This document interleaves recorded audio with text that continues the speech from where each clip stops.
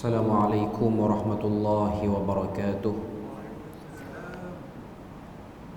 إن الحمد لله نحمده ونستعينه ونستهديه ونستغفره ونعوذ بالله من شرور أنفسنا ومن سيئات أعمالنا. من يهده الله فلا مضل له ومن يضلله فلا هادي له. أشهد أن لا إله إلا الله وحده لا شريك له وأشهد أن محمدا عبده ورسوله. يا أيها الذين آمنوا اتقوا الله وقولوا قولا سديدا يصلح لكم أعمالكم ويغفر لكم ذنوبكم ومن يطع الله ورسوله فقد فاز فوزا عظيما. الحمد لله الذي بنعمته تتم الصالحات. ربنا آتنا من لدنك رحمة وهيئ لنا من أمرنا رشدا. اللهم آت نفسي تقواها وزكيها وأنت خير من زكاها أنت وليها ومولاها. Alhamdulillah, syukur pada Allah Azza wa Jal kerana dengan rahmat dan juga limpah kurnia yang Allah Ta'ala berikan dapat kita bersama pada malam ni menyambung perbahasan daripada risalah bacaan pelik dan ganjil dalam salat namun sahih. Sambungan kita pada malam ni masih lagi pada bab yang ketiga, iaitu berkaitan dengan rukuk dan sujud. Bacaan-bacaan yang sahih bila mana kita rukuk dan juga sujud. Kita dah bahas muqaddimah yang disebutkan oleh penulis hafizahumullah, iaitu dalam muqaddimah ni penulis dia datangkan 3 hadis. Kita boleh tengok 3 hadis tu muka surat 51, 52 dan juga 53 yang dah kita bahas pada minggu lepas. Ketiga-tiga hadis ni nak cerita pada kita tentang fadilat rukuk ataupun keutamaan rukuk dan sujud. Apa kelebihan dia, apa kedudukan dia. Nak sebut pada kita bahawasanya rukuk dan sujud ini menjadi syiar kepada salat secara keseluruhannya. Sebab banyak ayat dalam Al-Quran bila mana Allah Ta'ala sebut tentang salat, kadang-kadang dia sebut dengan rukuk sahaja ataupun sujud sahaja. Antaranya Allah Ta'ala sebut warka'u ma'ar raki'in, rukuklah kamu dengan orang-orang yang rukuk, maknanya bersalatlah. Ataupun Tuhan sebut fasjudu lillahi wa'budu, bersujudlah kamu kepada Allah dan sembahlah kepadanya.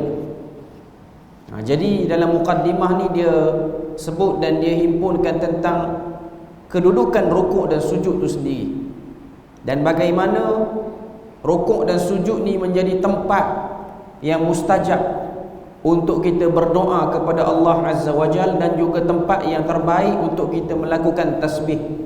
Rukuk tasbih, sujud kita berdoa. Jadi malam ni kita akan sambung muka surat 58. Kita akan tengok riwayat-riwayat bacaan-bacaan yang sahih, apa yang kita boleh ucapkan bila mana kita rukuk dan juga bila mana kita sujud. Jadi kita tengok pada muka surat yang ke-58. Penulis dia datangkan satu hadis yang mana hadis ini diriwayatkan oleh Al-Imam At-Tirmizi.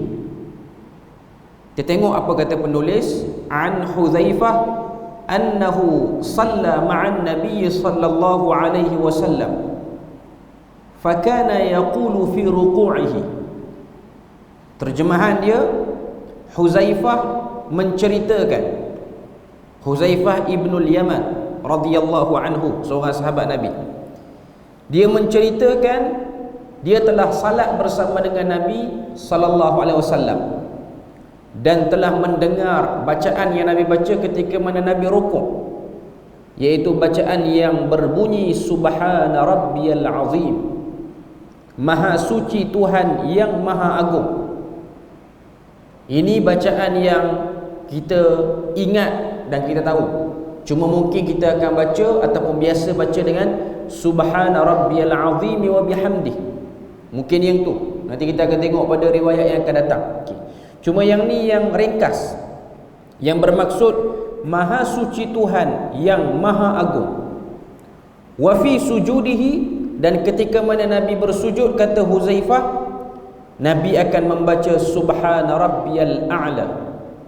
Ini riwayat daripada Tirmizi yang bermaksud Maha suci Tuhan yang Maha tinggi.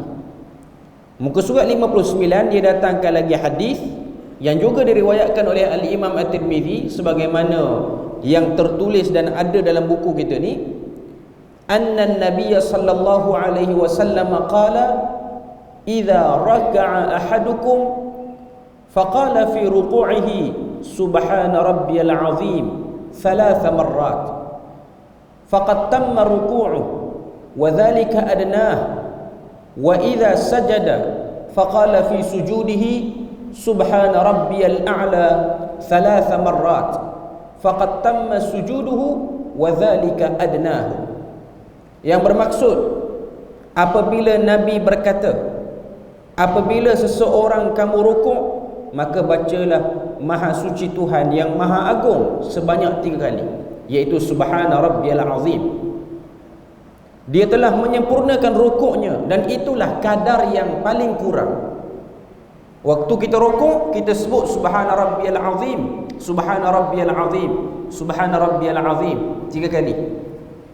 Maka orang tu telah menyempurnakan rukuk dia. Sebab hadis sebelum ni kita tengok bagaimana Nabi sebut orang yang tak rukuk dan sujud dengan baik, mereka ini diumpamakan seperti orang yang sedang mencuri dalam salat. Apa maksud mencuri dalam salat? Mengelak. Tak sempurna salatnya. Salatnya tu seperti orang yang melepaskan tanggungjawab semata-mata, tapi bukan orang yang bersalat kerana rela hati dan ikhlas. Jadi orang yang rukuk lalu dia sebut Subhana rabbiyal azim 3 kali, itu ialah kesempurnaan rukuk, dan itulah yang paling minimum, kata Nabi. Adnah maksudnya yang paling sikit. Wa idza sajada, bila mana kamu sujud, faqala fi sujudihi, kamu sebut, kamu lafazkan dalam sujud kamu Subhana rabbiyal a'la 3 marrat, Subhana rabbiyal a'la sebanyak 3 kali, faqad tamma sujuduhu wa dhalika adnahu, dan orang itu telah menyempurnakan sujudnya, dan itulah kadar yang paling kurang. Ini riwayat pertama bacaan zikir ketika mana kita sujud dan juga kita rukuk. Muka surat seterusnya, muka surat 60, dia datangkan beberapa poin daripada syarah hadis tersebut. Kita dengar dan dah kita baca tadi kedua-dua hadis, iaitu hadis Huzaifah dan hadis kedua riwayat daripada Imam Tirmizi dalam kitab dia Jami' Tirmizi, ataupun kita kenali dengan nama Sunan Tirmizi juga, tapi yang tepatnya ialah namanya ialah Jami' Tirmizi. Itu lebih tepat. Dia ialah sejenis sebuah kitab hadis yang duduk dalam kategori Al-Jawami'. Dia macam Sahih Bukhari, Sahih Muslim juga. Cuma kita akan terang lain kali apa beza Jami' ataupun Al-Jawami', apa beza Sunan, apa beza kitab-kitab yang lain, Musnad dan lain-lain. Okay. Dalam syarah kepada Jami' Tirmizi yang terkenal, iaitu Tuhfatul Ahwazi. Ini kitab syarah kepada Jami' Tirmizi yang ditulis oleh satu orang tokoh ulama daripada India yang bernama Al-Mubarakfuri. Dalam poin pertama dia kata, bilangan bacaan tasbih terbahagi kepada berikut. Ada 4 poin yang dia bawa situ. Yang pertama, paling kurang kita boleh baca sekali Subhana rabbiyal azim atau Subhana rabbiyal a'la. 3 kali. Yang kedua, 3 kali, dan itu ialah sempurna. Yang ketiga, 5 kali. Dan yang keempat, kita boleh baca 7, 9, 10 ataupun 11 kali. Maknanya dia tidak terhad pada 3 kali saja. Kita boleh baca lebih daripada tu. jika ianya dibaca lebih, kata Al-Mubarakfuri, itu lebih menyempurnakan. Itu lebih menyempurnakan. Poin yang kedua, bacaan tasbih rukuk sebenarnya bertujuan mempraktikkan perintah dalam surah Al-Waqi'ah ayat 74 dan juga ayat 96. Allah Ta'ala sebut dalam dua ayat dalam surah Al-Waqi'ah, fasabbih bismi rabbikal azim, bertasbihlah kamu dengan menyebut nama Tuhanmu yang maha besar. Itu arahan daripada Allah Ta'ala. Manakala bacaan tasbih sujud bertujuan mempraktikkan perintah Allah Ta'ala dalam surah Al-A'la ayat yang pertama yang berbunyi sabbihisma rabbikal a'la, yang bermaksud bertasbihlah menyucikan nama Tuhanmu yang maha tinggi. Ayat ni kita biasa dengar sebab surah ni kita selalu baca dan kita ingat. Sebagai tambahan kepada tuan-tuan dan puan-puan, bila mana kita tengok bacaan dalam rukuk dan sujud ni, ianya disebut dengan tasbih. Subhana rabbiyal a'la, subhana rabbiyal azim. Rukuk baca subhana rabbiyal azim, sujud baca subhana rabbiyal a'la. Kalau kita tengok terjemahan bahasa Melayu, dia akan terjemah maha suci Tuhan. Kalau tengok dalam terjemahan kita, dia tulis terjemahan kepada subhana rabbiyal azim, maha suci Tuhan yang maha agung. Apa yang kita terbayang waktu kita sebut perkataan ini? Mungkin sebahagian kita membayangkan Allah Ta'ala lah Tuhan yang paling agung, tiada Tuhan lain. Betul lah, kalau kita bayang macam tu betul. Tapi kita nak faham dengan lebih jelas lagi, apa maksud tasbih ni? Dalam Al-Quran, surah Al-Anbiya dan beberapa tempat dalam surah yang lain menceritakan tentang cerita satu orang Nabi yang bernama Nabi Yunus AS. Kita tahu bila mana sebut Nabi Yunus ni, kita akan teringat tasbih dia ketika mana dia ditelan dalam perut ikan yang besar yang disebut dengan ikan Nun, dan dia digelar dengan nama Zinnun ataupun Zunnun. Dalam Quran Allah Ta'ala sebut wa dhannuna idh dhahaba mughadiban, ketika mana Zunnun itu pergi keluar daripada kampungnya dalam keadaan marah kepada kaum dia yang tak nak beriman. Lalu Allah Ta'ala jadikan dia masuk dalam perut ikan. Secara ringkas Tuhan cerita ayat tu, dan dia telah bertasbih dalam perut ikan tu dengan tasbih yang berbunyi la ilaha illa anta subhanaka inni kuntu minadh zalimin. Tiada Tuhan yang berhak diibadahi melainkan Engkau, maha suci Engkau, dan aku termasuk dalam kalangan orang yang zalim. Cerita Nabi Yunus ialah contoh yang paling terbaik untuk kita faham perkataan tasbih itu. Kenapa? Sebab tuan-tuan puan-puan kena tahu, perkataan tasbih berasal daripada bahasa Arab, iaitu sabbaha. Itu yang paling ringkas. Itu dia punya kata dasar yang paling ringkas. Sebelum dia bertambah perkataan, bertambah huruf, mungkin dia jadi tasbih, mungkin dia jadi macam-macam. Dalam bahasa Arab, perkataan sabbaha ataupun sabaha bermaksud berenang, iaitu satu pergerakan yang akan kita buat bila mana kita berada di dalam air. Sebab berenang ni dia macam-macam gaya orang boleh buat. Cuma nak katanya bila mana berenang, ianya ialah satu perbuatan manusia bila mana dia duduk dalam air. Nabi Yunus ditelan oleh ikan Nun. Allah Ta'ala sebut wanada fiz zulumat, dan dia telah menyeru di dalam kegelapan perut ikan Nun itu. Para ulama tafsir sebut kegelapan yang disebutkan, yang dimaksudkan oleh Allah Ta'ala itu ialah kegelapan perut ikan itu sendiri. Yang pertama. Yang kedua, gelapnya dasar laut, sebab ikan tu bawa Nabi Nuh ke dalam dasar laut yang dalam. Gelap dalam dasar laut tu. dan ianya berlaku pada waktu malam. Dan ianya berlaku pada waktu malam. Jadi kegelapan dia tu berlapis-lapis. Waktu Nabi Nuh duduk dalam perut ikan yang sudah pasti ianya bukan kedudukan yang selesa, ianya kedudukan yang tak selesa. Lalu dia pun bertasbih pada Tuhan. Saya sebut tadi perkataan tasbih mari pada perkataan bahasa Arab sabaha. Sabaha maksud dia berenang.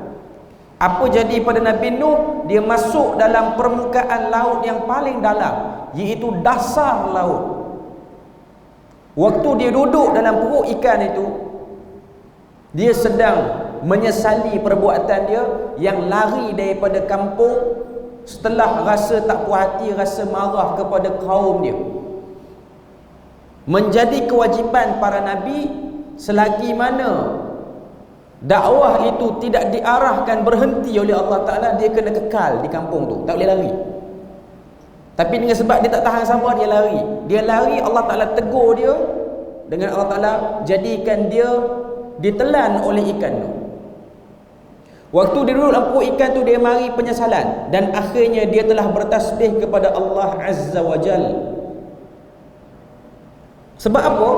Sebab dalam keadaan itu tidak ada benda yang paling terbaik untuk menunjukkan kita berharap pada Tuhan melainkan dengan bertasbih. Nak salat tak boleh, nak buat ibadah lain tak boleh dalam perut ikan tu. Nak baca-baca kitab pun tak boleh, nak baca daripada mana-mana ayat pun tak boleh, nak bertahmid pun tak kena, semua tak kena. Yang kena ialah tasbih. Sebab kamu sedang duduk dalam air, duduk dalam permukaan air.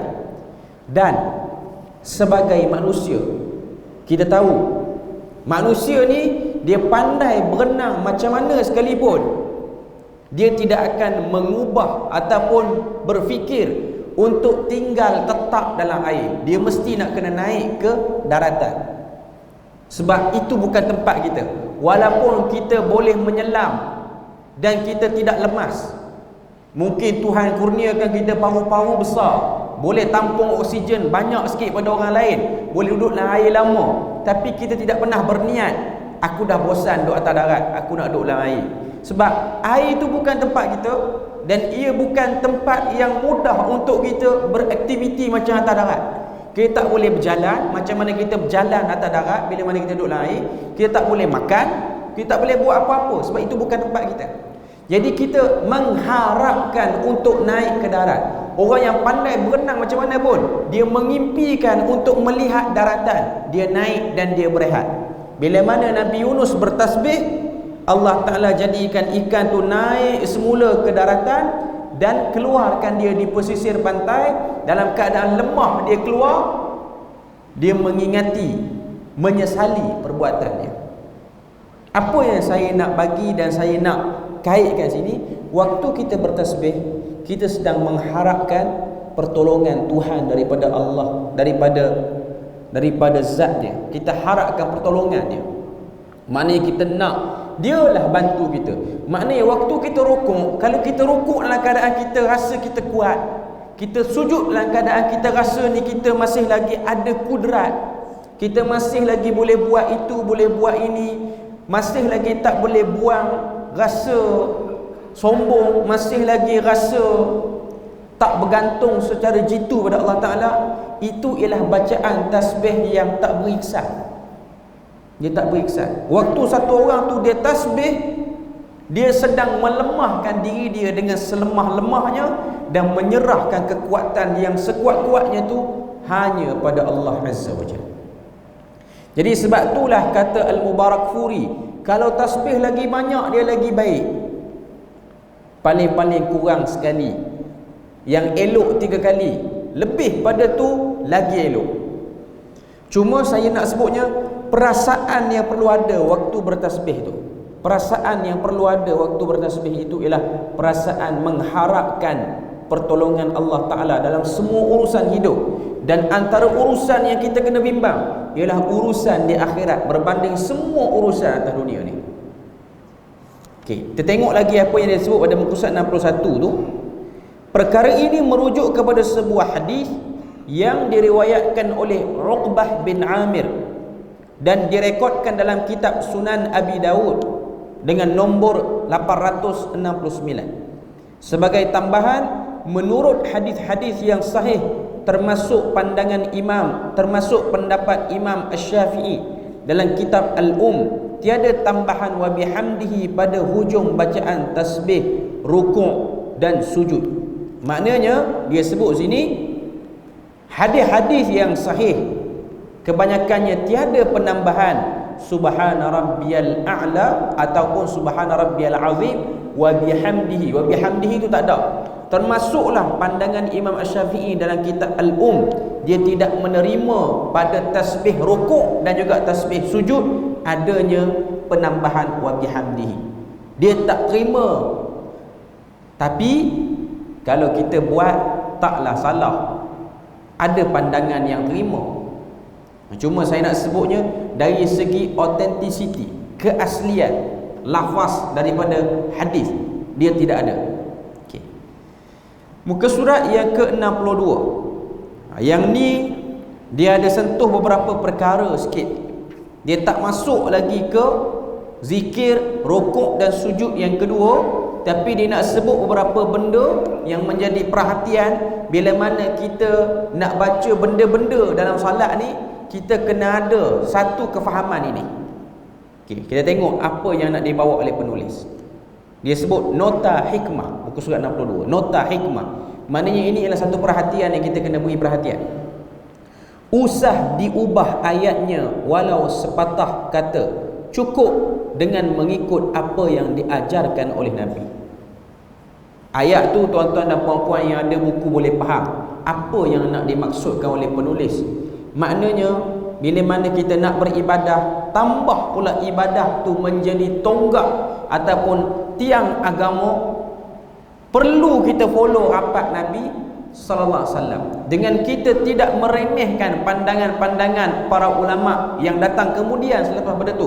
Tapi sebagai seorang muslim, dia mesti kena ada satu sikap, satu perasaan nak buat dan nak ikut apa yang Nabi buat secara rapat.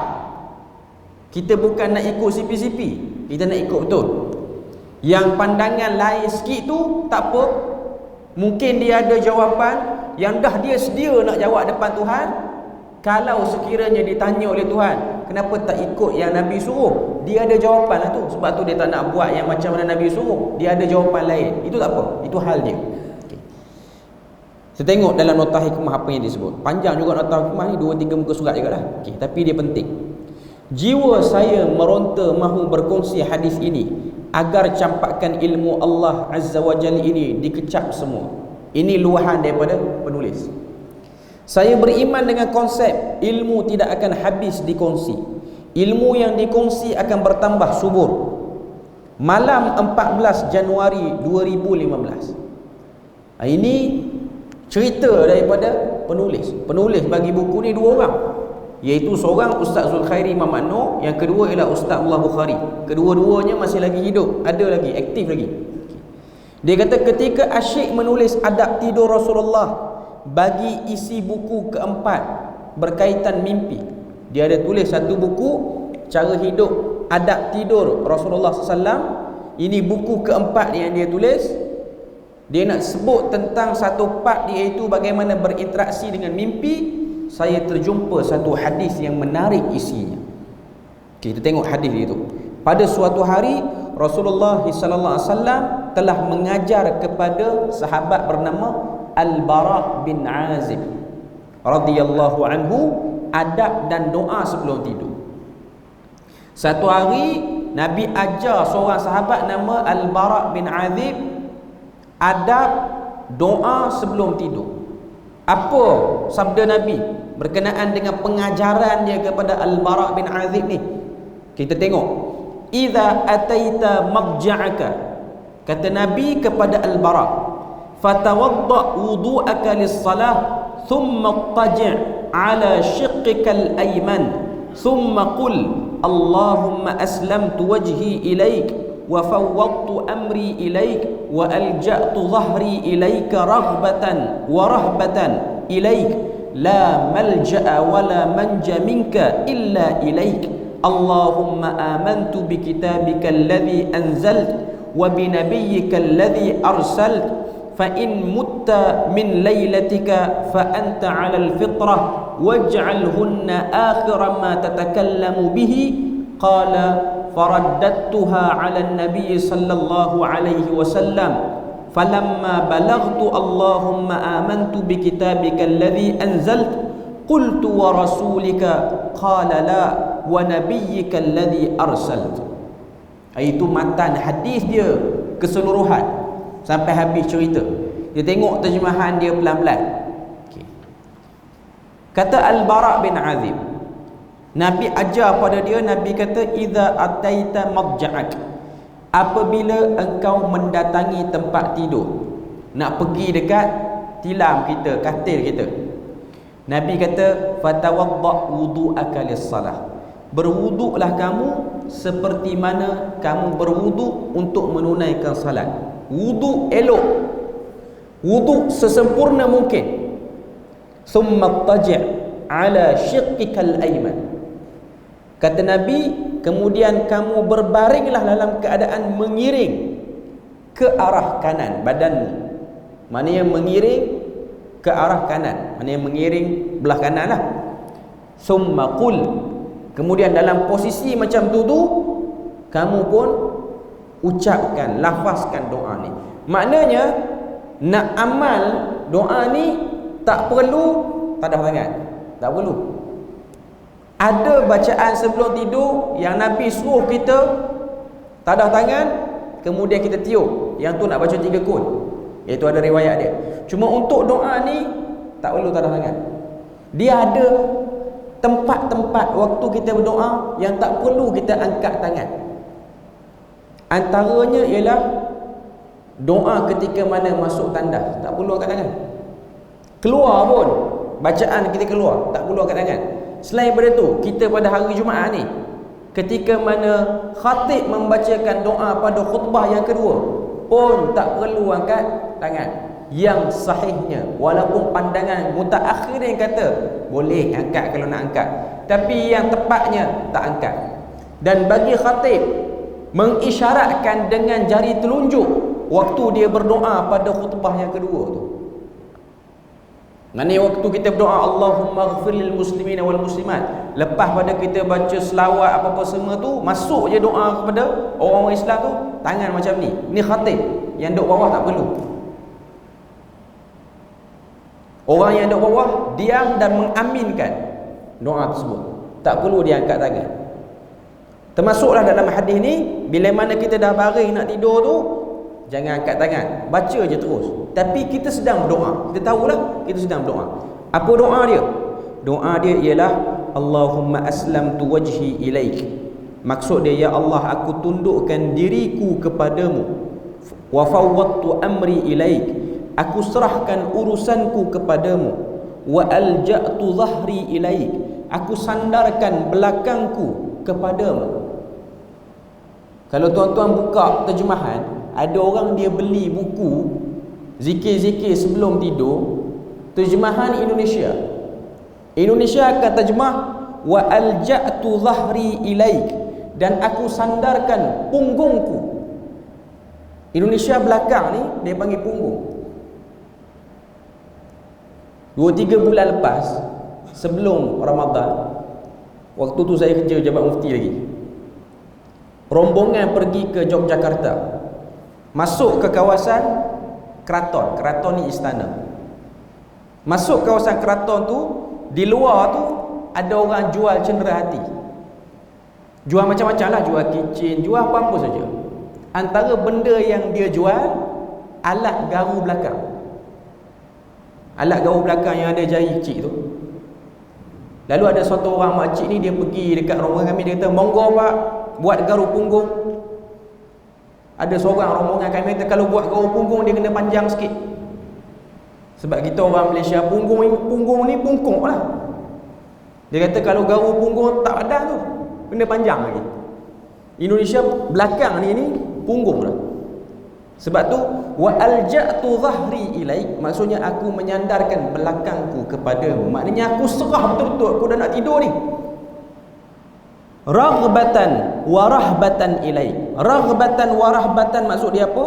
Aku sandarkan belakang aku dengan penuh kerelaan mengharapkan rahmatmu dan gerun terhadap azabmu. Raghbatan berharap, rahbatan rasa takut kepada azab. Ilaika kepadamu. La malja'a wa la manja minka illa ilaik. Tiada yang mampu mengelak dan bebas daripada azabmu melainkan yang bersandar kepadamu. Itu doa dia. Allahumma amantu bi kitabika alladhi anzalt wa bi nabiyyika alladhi arsalt. Penutup bagi doa tu, ya Allah, aku beriman kepada kitabmu yang telah diturunkan dan nabimu yang telah diutuskan. Lebih kurang pula, saya tak ikut terjemahan dia dah, saya baca ikut terjemahan umum macam tu je. Kata Nabi, fa in mutta min lailati, sekiranya engkau mati pada malam itu dalam keadaan baca doa ni, fa anta 'alal fitrah, kamu mati di atas fitrah, iaitu suci bersih. Macam mana satu orang bayi yang baru keluar daripada perut mak dia, tak terletak pada dirinya dosa, melainkan dia bersih. Kata Nabi, ini fadilat besar ni kita baca doa ni. Sebelum mana? Sebelum mana kita nak tidur tu. Okey. Waj'alhunna akhira ma tatakallamu bihi. Dan kata Nabi, jadikanlah doa ni kalimah-kalimah akhir yang kamu ucap sebelum daripada kamu tidur. Maknanya lepas pada baca doa ni tak bersembang apa dah. Dia mamai dah nak tidur dah ni, dah lalok dah ni. Tapi jangan tukar dengan bacaan lain pula bila mana dah lalok tu. Qala, kata Al-Bara' bin Azib, faraddattuha 'ala nabi, aku pun ulang balik doa yang Nabi ajar pada aku. Tujuan nak suruh Nabi semak bacaan aku. Dia pun baca daripada awal, Allahumma aslamtu wajhi ilaika wa fawwadtu amri ilaika. Baca daripada awal sampai dekat bahagian Allahumma amantu bi kitabika alladhi anzalt. Sampai dekat bahagian tu yang Nabi ajar, Allahumma amantu bi kitabika alladhi anzalt wa bi nabiyyika alladhi arsalt. Sampai dekat ujung tu, dah habis dah doa tu, tiba-tiba dia terfikir. Dia kata, alangkah elok kalau ditukar satu perkataan pada doa ni. Iaitu perkataan mana dia nak tukar? Iaitu perkataan wa bi nabiyyika alladhi arsalta. Dia nak tukar dengan wa rasulika. Dia nak tukar dengan wa bi rasulika alladhi arsalta. Dia kata, takkan sebut Nabi, Rasul lagi tinggi pada Nabi. Sebab dari segi pangkat Nabi dengan Rasul lagi tinggi lah. Bila mana dia try nak ubah perkataan tu, Nabi tegur dia, Nabi kata, la, jangan ubah. Kekal dengan wa bi nabiyyika alladhi arsalt. Nabi larang ubah. Walaupun perkataan tu nampaknya elok, nampaknya tak ada apa-apa kesalahan yang terlalu jelas sangat ataupun besar, bahkan ianya ialah satu kalimah yang masih lagi boleh diterima dari segi akal kita lah. Okay.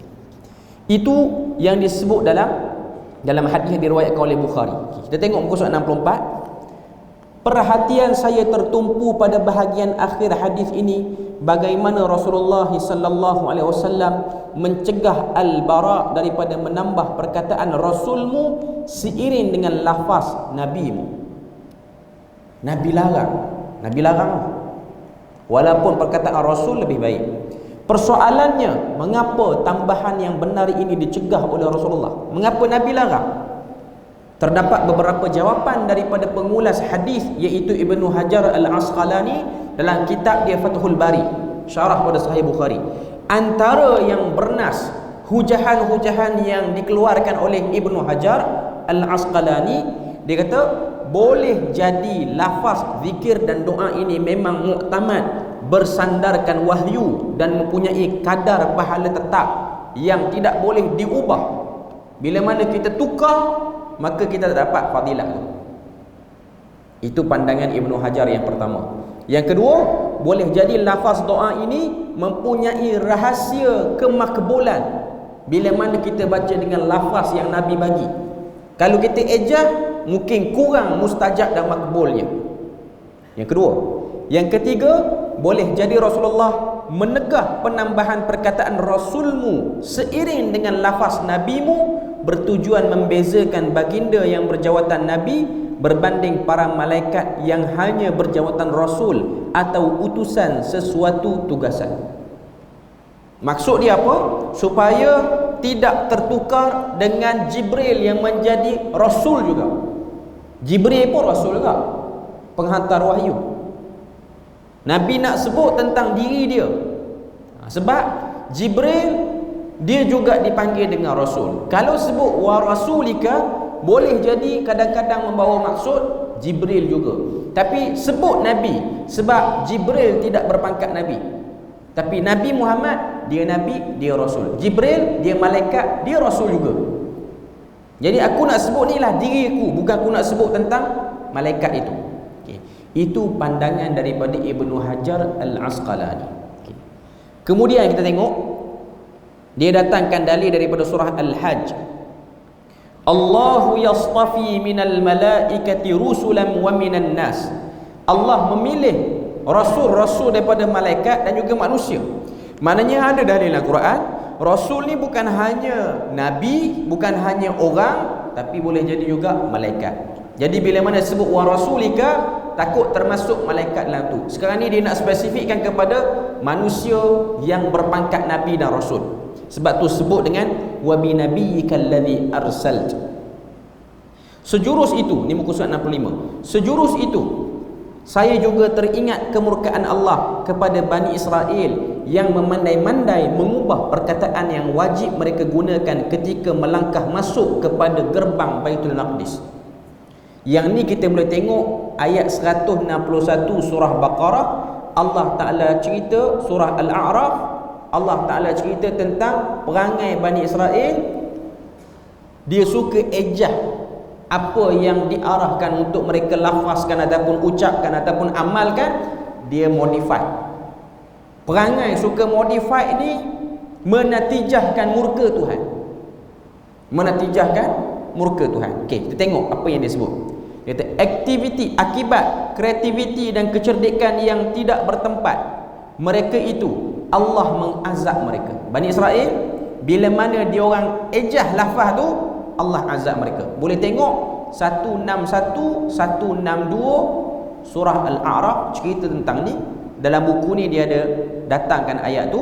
Allah Ta'ala sebut wa idh qila lahum uskunu hadhihi al-qaryah wa kulu minha haythu syi'tum wa qulu hittah wadkhulul baba sujjada naghfir lakum khati'atikum wasanazidul muhsinin.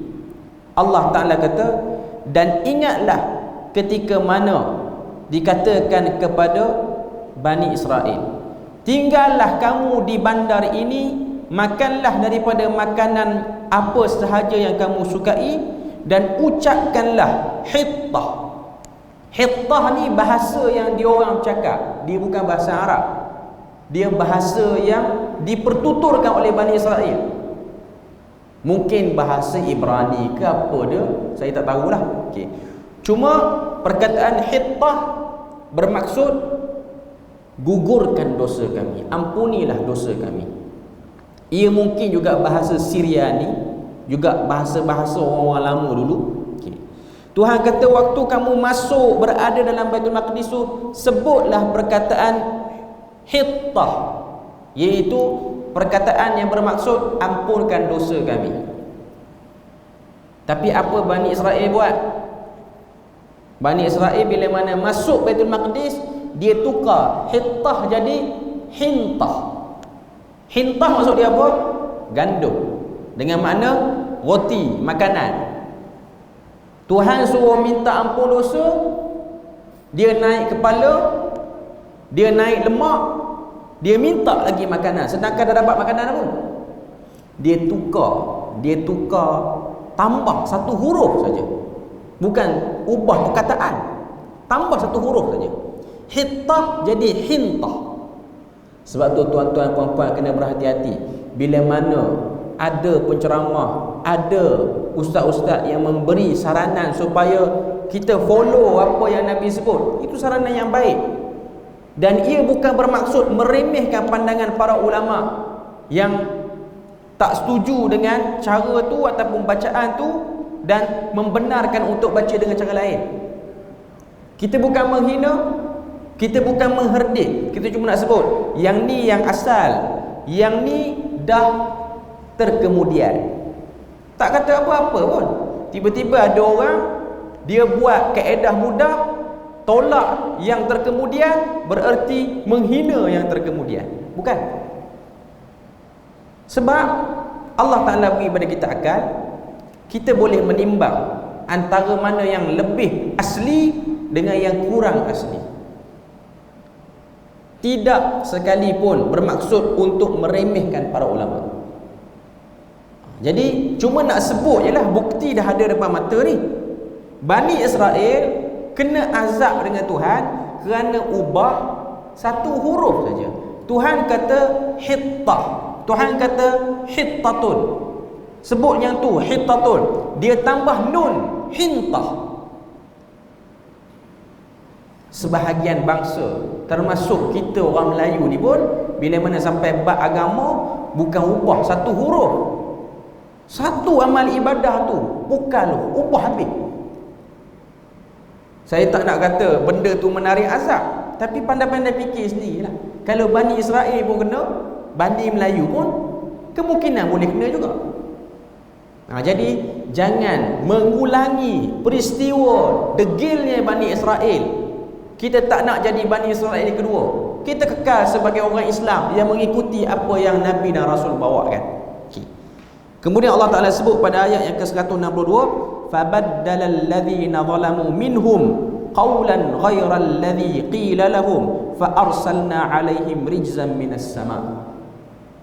Lalu Allah Ta'ala melihat mereka tukar perkataan itu, orang-orang yang zalim tukar perkataan itu, kami pun turunkan kepada mereka azab dari langit dengan sebab zalimnya yang mereka buat, ubah kata-kata Tuhan. Jadi nak sebut dan nak beritahu sebagai kesimpulan akhir sini ialah bila mana kita melakukan amal ibadah, kita nak jadi Muslim yang nak ikut yang betul, bukan nak ikut kebanyakan orang ataupun nak ikut lebih-lebih kurang aja. Kan? Ada orang dia rasa buatlah mana-mana pun, tak boleh. Dia tak boleh macam tu. Kita kena ada satu sikap, kita nak verify apa yang kita buat, nak pastikan, nak pengesahan betul ataupun tidak. Kalau tak betul, saya nak buat yang betul, saya tak nak buat yang tak betul. Itu Muslim yang bagus. Dia tak boleh kita buat je mana-mana, dia tak boleh. Sebab jalan ini ialah jalan menuju syurga. Nak menuju syurga ni kita kena ikut betul seperti mana yang diarahkan oleh yang menjaga syurga, iaitu Allah Ta'ala. Yang akan memilih siapa masuk, Allah Ta'ala. Dialah yang tahu jalan ni yang kita kena ikut. Dia pun hantar wakil. Okey, ini wakil aku, kamu kena dengar pada wakil ni, iaitu Rasulullah. Wakil lain tak valid. Mungkin ucapan lebih kurang, tapi dia tak valid, sebab dia bukan wakil yang sah. Muka surat 66 yang terakhir kita baca, bawah daripada terjemahan ayat Quran tu, ada masanya sebarang lafaz yang khusus dibiarkan tanpa bertambah. Kenapa? Ada hikmahnya yang tersendiri yang hanya Allah Ta'ala mengetahui. Selain itu, kita juga tidak lebih pandai berbanding Rasulullah SAW. Jadi itu part nota hikmah yang dibawa oleh penulis untuk ajar pada kita disiplin dalam beribadah, iaitu kita mengutamakan lafaz yang asli daripada Rasulullah sallallahu alaihi wasallam. Jadi saya rasa kita berpada situ je. Zikir yang pertama dan nota hikmah kita dah selesai. InsyaAllah kita akan sambung pada minggu depan zikir rukuk dan sujud yang kedua, muka surat yang ke-67. Jadi kita berpada situ je. Subhanakallahumma wa bihamdik, asyhadu an la ilaha illa anta wa astaghfiruka wa atubu ilaik. Wassalamualaikum warahmatullahi wabarakatuh.